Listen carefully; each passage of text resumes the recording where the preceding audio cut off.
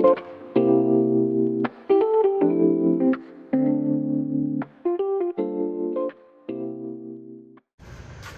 morning mga bes!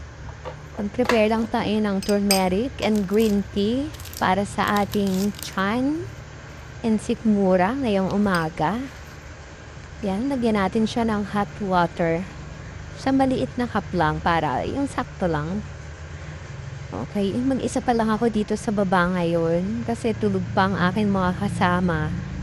Mamaya pagigising ang mga yan. Siguro mga 1 p.m. pa or 1:30. Maya-maya magluluto na rin ako ng almusal ko and lunch nila siguro. So ayan, mag-prepare na tayo. Maghiwa na muna tayo ng sibuyas. Ayan, balatan muna natin siya. Balatan yan. Tapos hiwain. Huwag naman yung sobrang liit. Yung sakto lang. Kasi medyo masarap siya kapag half cook yung sibuyas. And then, ilagay na natin ang kawali mga bes. At pag mainit na ang mantika, ilagay na ang ating hiwagang sibuyas. And halu-haluin lang natin siya. Halo-halo lang ng konti and hayaan siyang maluto. Halo-halo ulit. Halo-halo, as in halo-halo. Ayan, ilagay na natin ang corned beef kapag medyo nagba-brown na ang ating sibuyas. Highlands corned beef nga pala ang ating iluluto. Medyo mahal siya, pero masarap siya. Sulit. Sulit naman. So, carry lang. Ayan, hayaan lang natin siyang kumulo-kulo. Hanggang sa siya ay maluto.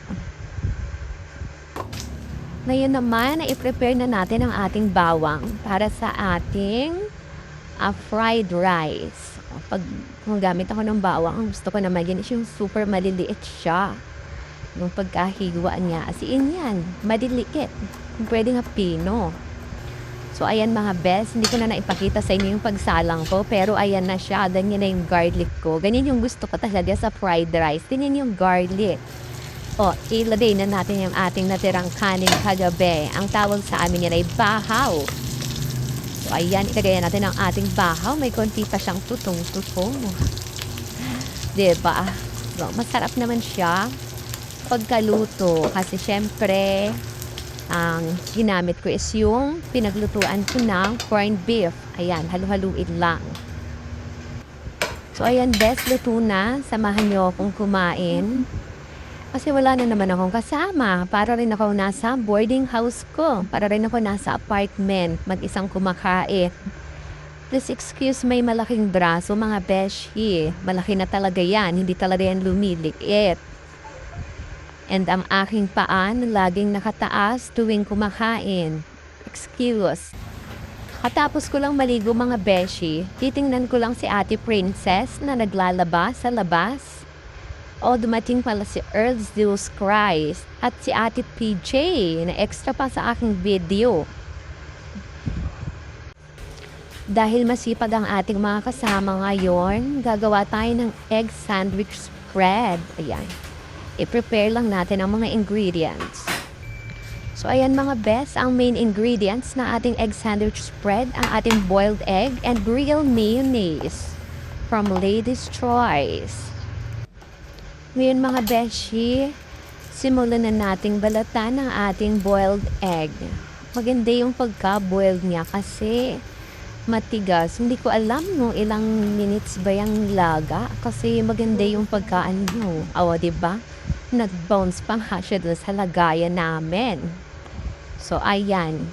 Ganyan lang. Balatan natin. Panuorin nyo hanggang sa matapos. Ayan, extra pa yung aking gamot na pinabili. Ano ba yan? Ang kalat ng table. Hayaan nyo na mga beshi. May barya pa, may gamot. Okay lang yan. Malinis naman yung kamay ko. Yun ang importante doon, diba? Malinis ang kamay ng gumagawa. Tsaka hindi ako nagsasalita dyan para walang mga laway-laway.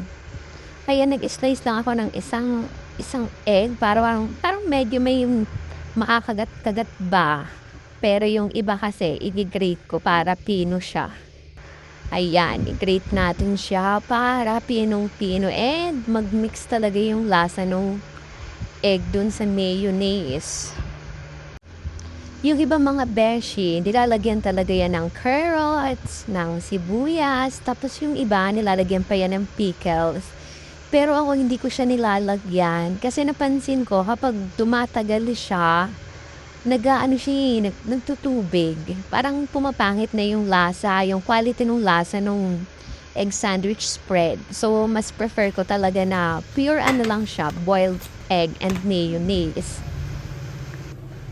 Ngayon, bes, ilagay na natin ang ating mayonnaise. Anayin lang natin yung isang sachet. Yan, saidin natin kasi sayang naman. And then, i-mix lang natin siya. So, parang hindi magkakasya dun sa kinuha kong paglalagyan. Ayan, pumasya naman pala siya mga bes. Medyo kinabahan lang ako ng konti. So, ayan, haluin lang natin siya. Halo-halo. Tapos, ilagay na natin yung mga in-slice nating egg kanina. Para medyo nga meron siyang malaki.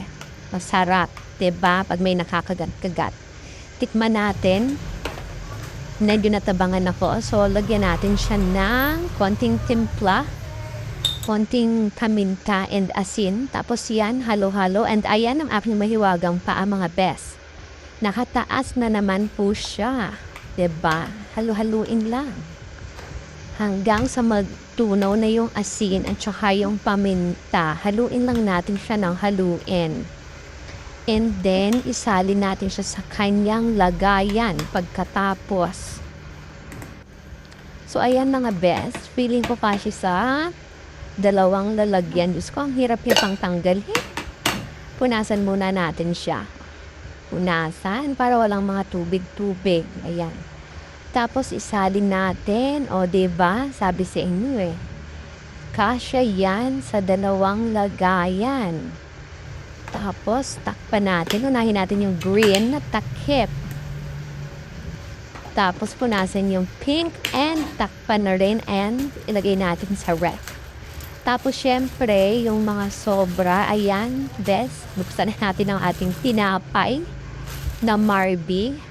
At saka natin ipunas-punas sa pinaghaluan at kainin. Kasi sayang naman kung hugasan natin siya, diba?